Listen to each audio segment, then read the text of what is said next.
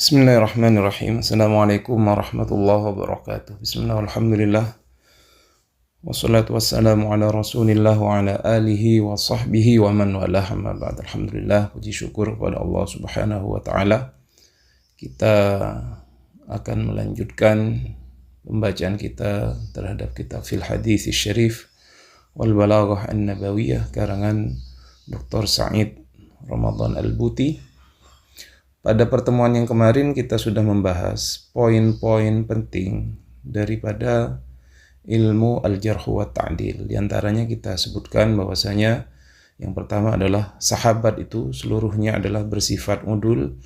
Jadi tidak perlu diragukan lagi keadalahannya. Kita tidak perlu lagi memeriksa satu persatu. Andaikan itu adalah seorang sahabat, maka kita harus yakin bahwa mereka mempunyai sifat udul, mempunyai sifat adalah, dan kita tidak perlu lagi melakukan pemeriksaan kepada mereka. Jadi kita terima riwayatnya. Adapun tabi'in yang kedua, tidak semuanya udul. Jadi tabi'in ini sama seperti manusia kebanyakan. Jadi ada yang juga bisa berbohong, ada yang hafalannya bagus, dan lain-lain. Jadi untuk tabi'in tidak semuanya udul, jadi perlu kehati-hatian untuk dalam masalah tabi'in ini.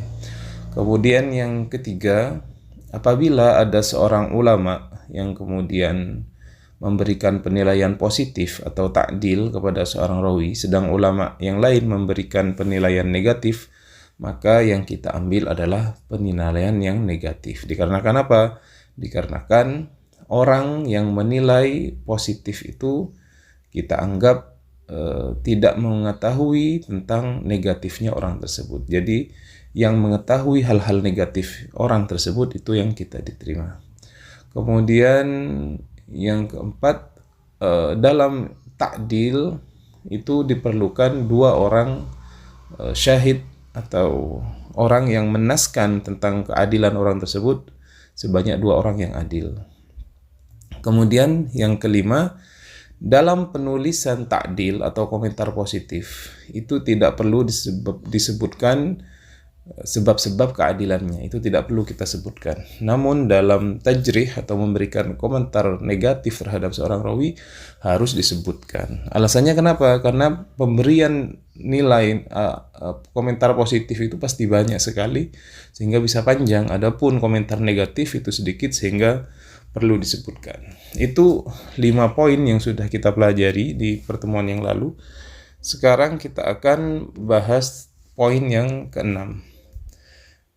Sadisan, qala al-musannifu rahimahullahu ta'ala wa nafa'ana bihi wa bi'ulumihi wa amaddana bimadadihi wa hafadha alaina bibarakatihi wa asrarihi fid dharain amin. Sadisan, yang ke-6, poin yang ke-6. Tuqbalu riwayatu man thabatat taubatuhu minal fisqi. Diterima riwayat seseorang yang terbukti dia bertaubat dari kefasikan, illa ayyakuna mujibul fisqi kidban fi riwayati an Rasulillah sallallahu alaihi wasallam. Kecuali jika penyebab kefasikannya adalah kedustaan atau berbohong dalam meriwayatkan dari Rasulullah sallallahu alaihi wasallam. Fala tuqbal taubatuhu, maka tidak diterima. Kalau dia pernah berdusta atas baginda Nabi besar Muhammad SAW, maka tidak diterima taubatnya fi itimadi riwayatihi mahma hasunat tariqatuhu wa haluhu. Betapapun kemudian baiknya keadaannya orang tersebut, kita tidak akan menerima riwayatnya. Jadi yang keenam dari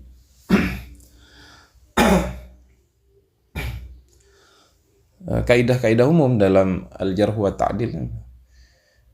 Kalau ada orang kemudian dia melakukan dosa besar, kemudian dia bertaubat kepada Allah Subhanahu wa taala, maka orang yang seperti ini kita terima taubatnya. Artinya kita terima riwayatnya, kecuali satu hal.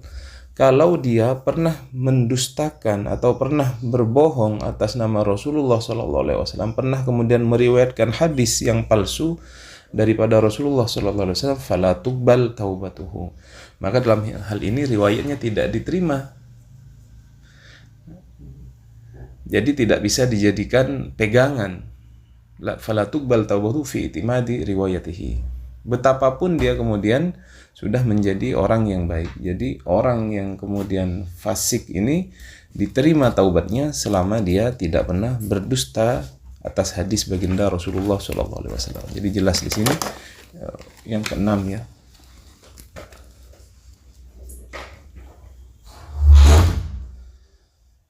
Baik, berikutnya yang ketujuh.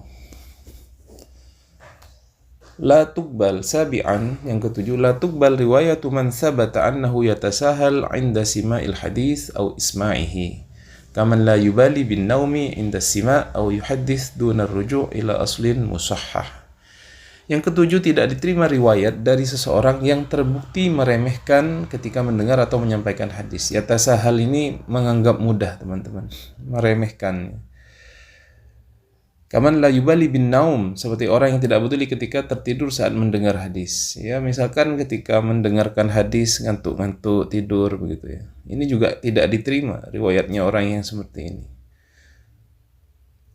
Au yuhaddits duna ruju' ila aslin musahhah, atau ada dia yuhaddits mengajarkan hadis tanpa merujuk pada sumber yang telah diperiksa kebenarannya.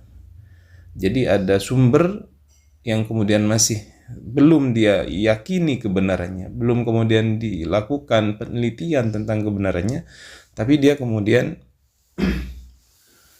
mengajarkan hadis kepada muridnya misalkan atau kepada orang lain dengan buku itu, padahal belum dirujuk. Jadi dalam masalah hadis ini tidak boleh ya ada orang yang kemudian yatasahal ketika mendengarkan hadis itu tidak menaruh perhatian penuh. Kita lihat dahulu sering kita dengar misalkan apabila seorang muhaddis itu menyampaikan hadis, itu mereka sangat khusyuk, seakan-akan burung bertengger di kepala mereka. Jadi dari khusyuknya gitu ya, ambil wudhu terlebih dahulu gitu ya, sebelum mereka membaca kitab hadis atau menyampaikan hadis kepada murid-muridnya. Apalagi ini gurunya ngajar hadis, dia ngantuk tidur, maka ini orang yang demikian tidak kita terima daripada riwayatnya, karena memang menjadi apa istilahnya yatasahal, tidak kemudian mempunyai sifat yang bersungguh-sungguh dalam mendengar atau menyampaikan hadis Rasulullah. Atau orang yang kemudian ketika mengajarkan hadis dia mengajarkan kitab yang belum kemudian dia periksa kebenarannya, itu juga kemudian bermasalah. Itu yang ketujuh. Jadi sangat-sangat detail sekali yang ditulis oleh para ulama kita. Saminan, yang kedelapan, tusnafu alfadhu ta'dil fi tarjamatir rawi wafqal maratib at-taliyah. Kata-kata pujian ta'dil, komentar positif itu tusnafu kemudian diklasifikasikan fi wafqa maratib at-taliyah, sesuai dengan tingkatan berikut ini. Ini adalah kata-kata pujian atau ta'dil atau komentar positif kepada rawi. Apa saja itu, teman-teman? Yang pertama, bad'an minal a'la famadunah. Ini dimulai dari yang tertinggi kemudian yang terendah. Yang pertama ada thiqatun, mutqinun, sabatun, hujjatun, dhabitun, yu'tamad hadithuhu. Jadi ini yang alif ini pertama, yang tertinggi adalah thiqah, terpercaya, mutqin. Mutqin ini arti katanya orang yang teliti ya, atau yang kokoh. Sabat itu sama. Hujjah, menjadi hujjah. Dhabit ini hafalannya kuat, yu'tamad hadithuhu, hadisnya menjadi pegangan. Ini yang paling tinggi ya. Jadi thiqah, mutqin, sabatun, hujjatun, dhabitun. Jadi kalau ada seorang rawi kemudian dikatakan oleh seorang ulama muhaddis, hadzal rawi thiqah, hadzal rawi mutqin, hadzal rawi sabat, atau hadzal rawi hujjah, atau hadzal rawi dhabit, maka itu menjadi tanda bahwasanya dia berada di tingkat tertinggi dalam ta'dil atau pemberian kata-kata pujian atau komentar positif. Itu yang pertama. Yang kedua, saduq, jujur, mahalluhu sidq, la ba'sa bihi, yu'tamad hadithuhu. Maka yang kedua sama soduk, orang yang jujur, mahalluhu sidq, orang itu jujur, la ba'sa bihi. La ba'sa bihi itu tidak apa-apa dengan orang tersebut. Artinya apa? Dia bisa dijadikan hujjah. Di dalam kurung di sini yu'tamad hadithu, maka hadisnya bisa dijadikan pegangan. Ini di sini. Dapat diandalkan hadisnya, ya. Dapat dijadikan pegangan. Itu. Kemudian ini yang tingkat yang kedua, teman-teman. Jadi soduk. Ini kalau misalkan siapa Ismail soduk, dia jujur, mahallus sidqi itu juga, atau la ba'sa bihi. La ba'sa bihi itu artinya hadisnya masih dijadikan sandaran, bisa dijadikan pegangan. Kemudian yang ketiga syaikhun. Kalau ada orang yang diberi gelar syekh dalam kata-kata komentar positif atau pujian itu, yuktab hadithu lin nadhari wat tadqiq fihi.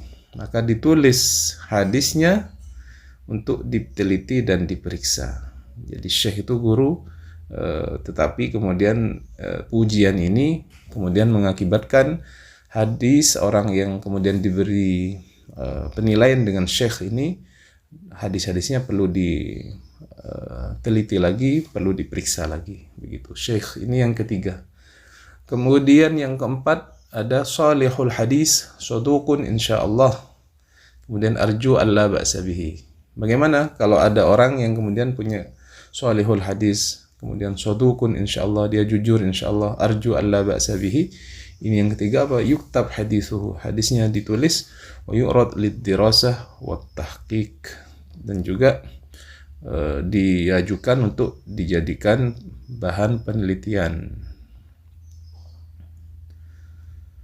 Jadi yang terakhir, apabila orang diberi gelar shalihul hadis, ya, shalihul hadis, hadisnya itu layak atau bagus atau soduk tapi ada katanya insyaallah, ya, insyaallah jujur. Ini pujian yang terakhir, ya, soduk insyaallah. Gimana si fulan jujur insyaallah, itu perlu kemudian kita meneliti lagi hadis yang diberi pujian seperti ini. Atau arju alla ba'sa bihi, saya berharap tidak ada apa-apa dengan orang itu. Jadi hadisnya kita tulis, tapi perlu diadakan penelitian lebih lanjut terhadap orang-orang, tokoh-tokoh hadis yang diberikan gelar ini. Jadi ini yang pertama thiqah, mutqin, ini bukan mutakin ya, tapi mutqin, kemudian dhabit, kemudian hujjah.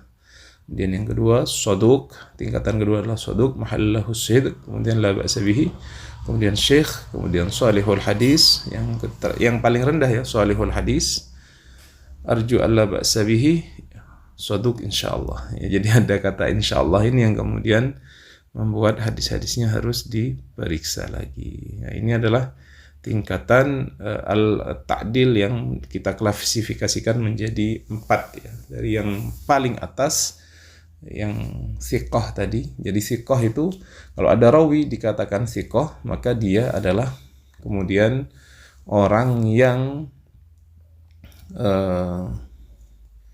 dhabit dan juga orang yang udul. Jadi gabungan antara orang yang kemudian dhabit, hafalannya kuat, dan udul dikatakan oleh ulama jarh wa ta'dil dengan thiqah.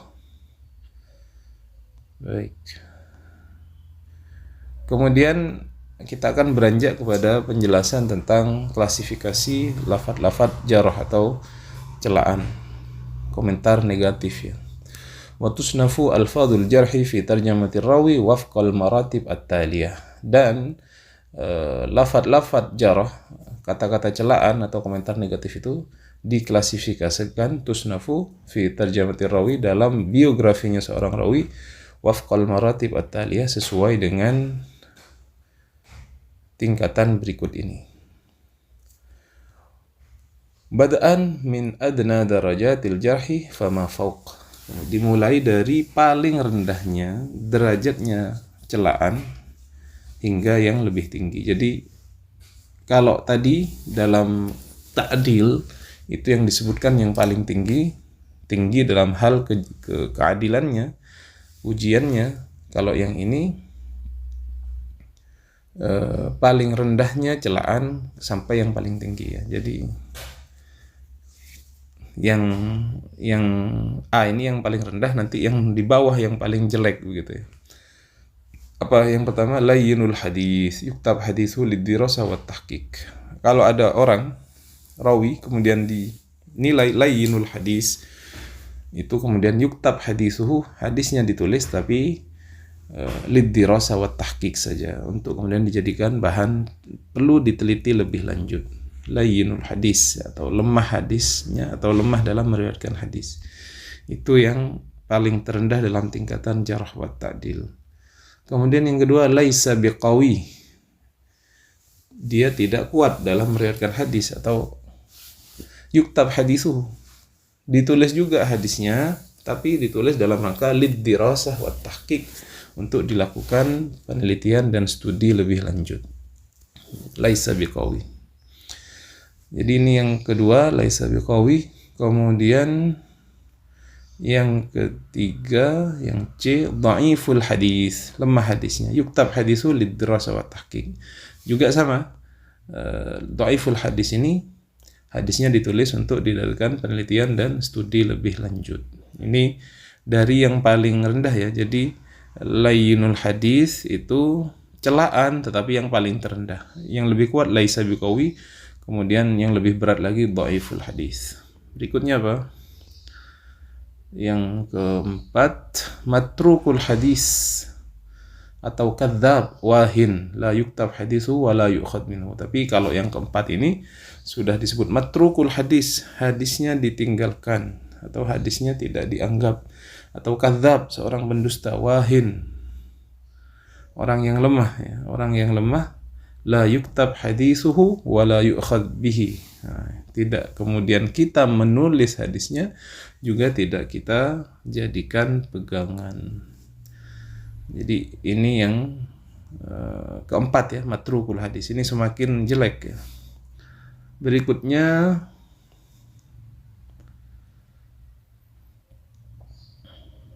sudah, jadi martabahnya A, B, C, D, 1, 2, 3, 4. Ada 4 juga. Dari yang layyinul hadis tadi yang paling rendah sampai yang paling sangat daripada celaannya disebut matrukul hadis, kadzab, wahin ya.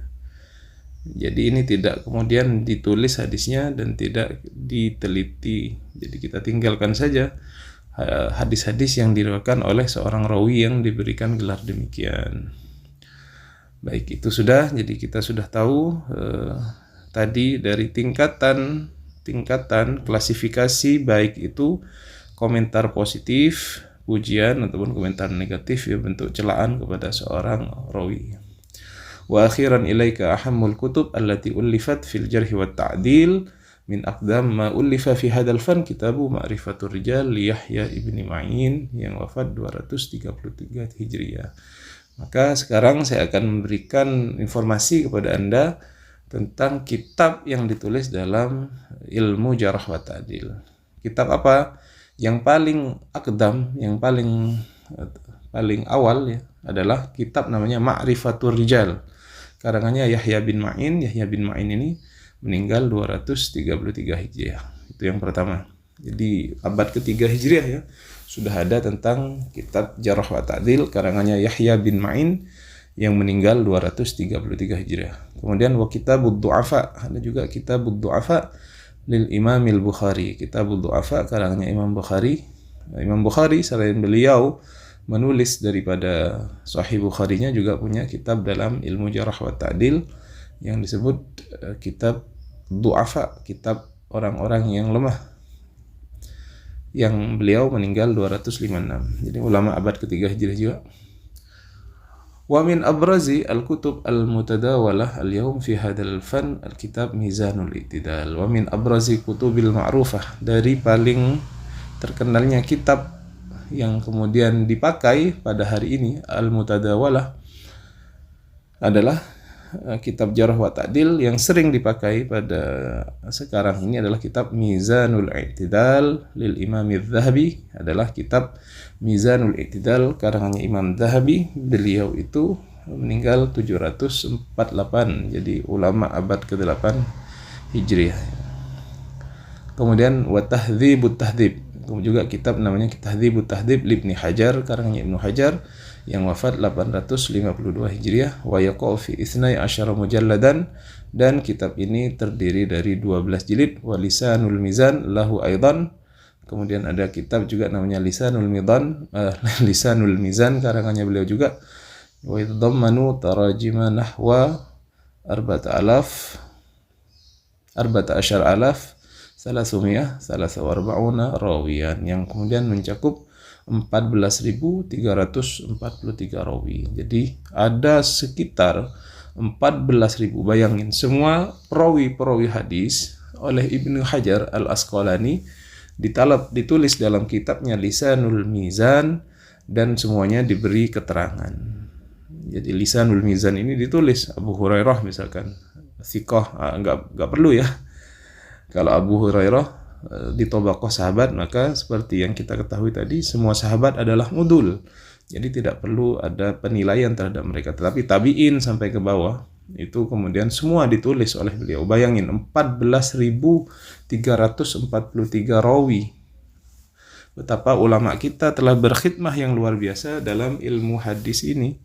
Tinggal kita membacanya sekarang, teman-teman. Kita cari kitabnya Ibnu Hajar, Lisanul Mizan, dan Tahdzibut Tahdzib ataupun kitab Mizanul I'tidal karangannya Imam Az-Zahabi.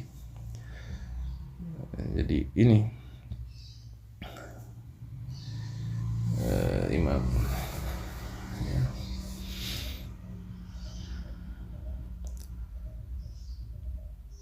baik. Jadi itu sudah kita dikenalkan oleh Syekh Buti kitab-kitab Jarh wa Ta'dil, baik yang ditulis oleh ulama dahulu abad ketiga Hijriah yang ditulis tadi oleh Yahya bin Ma'in, Ma'rifatul Rijal, dan juga ditulis oleh Imam Bukhari dalam kitabnya Ad-Du'afa. Kemudian yang paling banyak digunakan pada era kita sekarang ini adalah Mizanul I'tidal karangannya Imam Zahabi, kemudian Tahdzibut Tahdzib karangannya Ibnu Hajar, dan juga Lisanul Mizan. Alhamdulillah, ini kata-kata menutup dari beliau tentang bab ini. Wa ba'du fa inna laka an ta'lam bitmi'nan wa yaqin anna hadzal ilmil jalil manhajun ilmin farid lidirasa at-tarikhiyah 'amatan wa fanni riwayah bi suratin khassah ikhtassat bihi al-hadara al-islamiyah min bain al-hadarat al-insaniyah ajma'. wa qad ustubigat bi hadzal manhaj al-buhuth at-tarikhiyah wal adabiyah fi maktabatina al-arabiyyah bihayth لا تكاد تقرأ خبرا في كتاب أدبي أو تاريخي من كتبنا العربية الأصيلة إلا وتجد بين يديه مدخلا لسند من الرواه قد يمتد إلى سطرين، وربما تضايقت من هذا المدخل الذي لا يعنيك في الظاهر، ولكن اعلم أنه حصيلة فن من أهم الفنون الإسلامية التي أبدأت منهج بحث علمي للوصول إلى خبر يقيني. وبعد, kemudian فإن لك أن تعلم, kamu berhak mengetahui atau kamu harus mengetahui bitmi'nan dengan yakin, wa yakin anna hadzal ilm jalil, bahwasanya ilmu yang agung ini manhajun ilmin farid, adalah sebuah manhaj ilmu yang unik, lidirasah at-takhiriyah, untuk kemudian kita meneliti sejarah amatan secara umum, wa fannir riwayah bisuratin khassah, atau keilmuan hadis secara khusus. Jadi ilmu jarh wa ta'dil ini adalah ilmu yang unik yang kemudian bisa kita gunakan dalam dirasah at-tarikhiyah, dalam ilmu sejarah ataupun dalam fannur riwayah atau dalam kedisiplin ilmu hadis. Ikhtasat bihi al-hadara islami bainil hadarat insaniyah ajma, yang kemudian ilmu al-jarh wa ta'dil ini menjadi khususiyah, menjadi kelebihan daripada kebudayaan Islam di antara kebudayaan-kebudayaan manusia yang lain. Jadi ini adalah ilmu yang kemudian menjadi kebanggaan kita, yang menjadi mumayyizat kita, menjadi sesuatu yang membedakan kita dengan para budaya-budaya yang lain di luar Islam. Waqad ustiwirat bihadzal manhaj al-buhuth at-tarikhiyah wal adabiyah fi maktabina al-arabiyyah. Maka semua metode dalam penelitian sejarah, penelitian dalam bidang sastra al-adabiyah, dalam di kalangan orang Arab itu sudah diwarnai dengan ilmu jarh wa ta'dil ini. Jadi kalau Anda baca tentang sejarah, baca tentang kitab sastra, itu pasti sudah diwarnai dengan ilmu al-jarh wa ta'dil. Artinya ada sentuhan ilmu al-jarh wa ta'dil di sana. Bihaitsu la taqra khabaran fi kitabin adabi aw tarihi min maktubin al-arabiyyah al-asilah illa wa tajubaina yadayhi madkhalan li sanadin min ar-ruwah qad yamtaddu ila satrain. Sekiranya kamu kadang-kadang membaca sebuah hadis dalam sebuah kitab sastra atau kitab sejarah,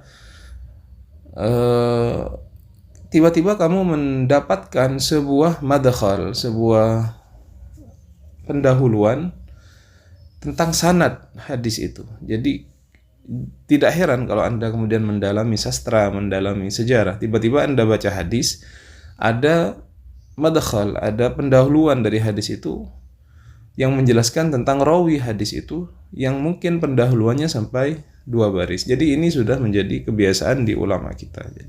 Jadi menggunakan ilmu jarh wa ta'dil ini dalam bidang adab, dalam bidang sastra, bidang sejarah dan lain-lain. Wa rubbama tadayaqta min hadzal madkhal alladzi la ya'nika fi dhahir. Mungkin kamu merasa aneh ya, tadayaqta, merasa aneh. Kenapa kok harus dijelaskan sampai panjang sekali 2 baris tentang masalah sanad ini? Walakin i'lam annahu hasilatu fannin min ahamil funun al-islamiyah allati abda'at manhaja bahsin ilmi lil wusul ila khabarin yakin.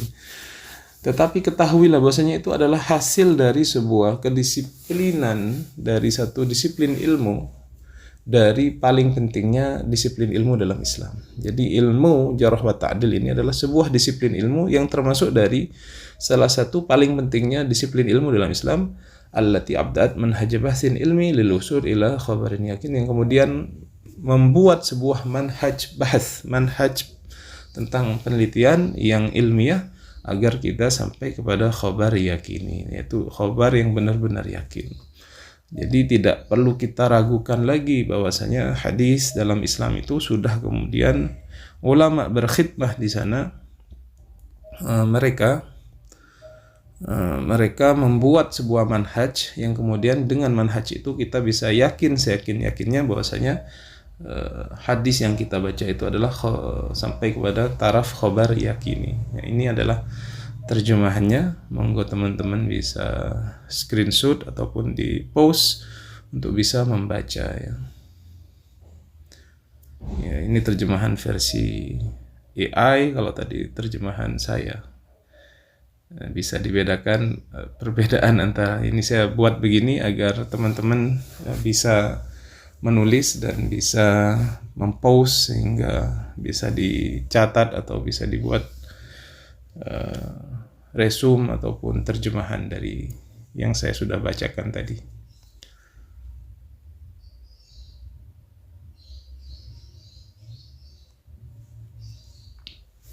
Baik,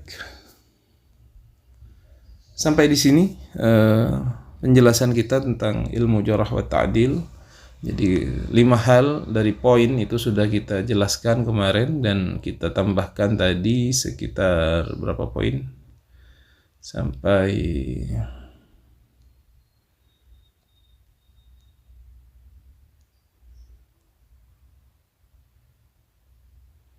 ya 8 poin ya. Yang terakhir kita menjelaskan tentang klasifikasi ta'dil atau pujian, komentar positif, dan klasifikasi daripada tajrih ataupun komentar negatif atau celaan terhadap perawi hadis, dan kita sudah menjelaskan itu semua. Alhamdulillah, mudah-mudahan apa yang kita baca ini menjadi ilmu yang manfaat. Amin Allahumma amin.